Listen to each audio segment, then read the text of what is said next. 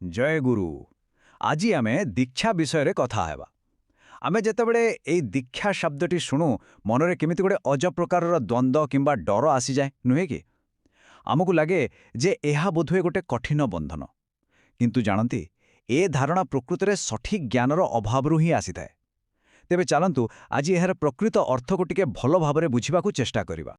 तेबे सबुठारु मूल प्रश्न हेउछि ए दीक्षा प्रकृतरे कौन? एहा कौन किछि कठोर नियमर बोझ जहा आम स्वाधीनता को आमठारु छड़ाई ने, ना एहा एमिति एक आशीर्वाद जहा आम जीवन को एक सुंदर आउ आनंदमय रास्ता देखाए? आसंतु एही द्वंद्व को आज मिसिकी दूर करिबा। अच्छा, तेबे चलंतु एहार टिके गभीर को जिबा।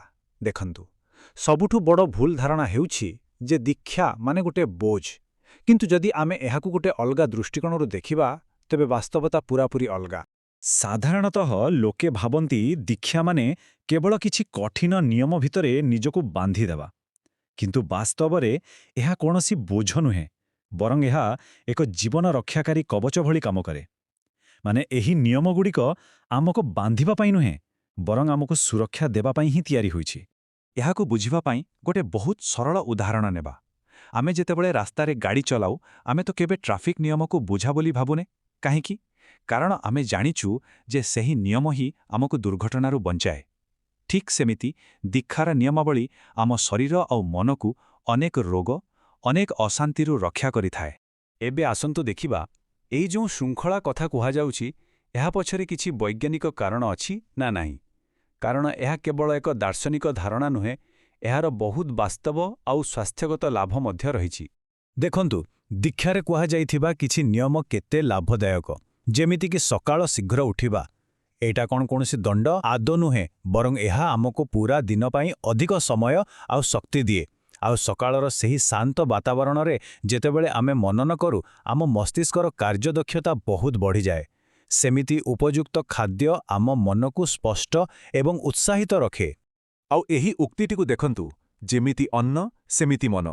एहा पछरे गोटे बहुत गभीर सत्य लुचि रहिछि। आमे जहा खाऊ आमर मानसिक स्थिति ठीक सेमिति ही होई जाए।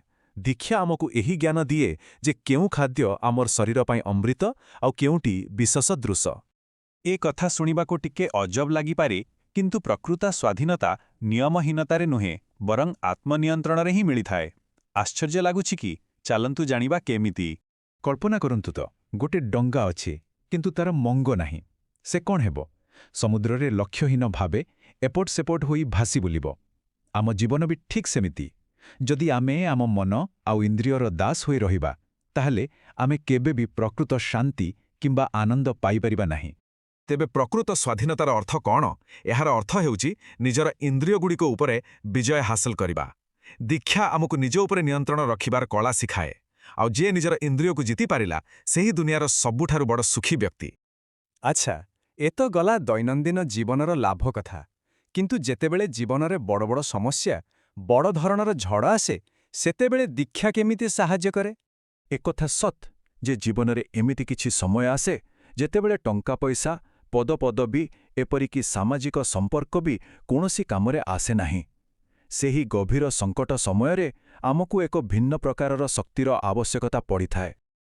आउ ठीक सेही ठारे ही दीक्षार प्रकृत भूमिका आसे।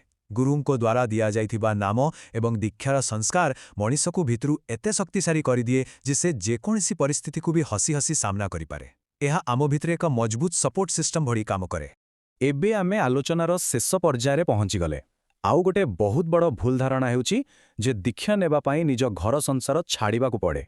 एही कथाटिकू पूरापूरी स्पष्ट भावे बुझिबा नेहाती जरूरी। दीक्षा नेबार अर्थ संसार त्याग करिबा आदौ नुहे, बरং संसार भितरे रही मध्य केमिति सुंदर आउ शांतिपूर्ण भावे बंची हेबो एहा सेही कला सिखाए। एहा आम वर्तमानर जीवनकू आहुरी उन्नत करिथाए।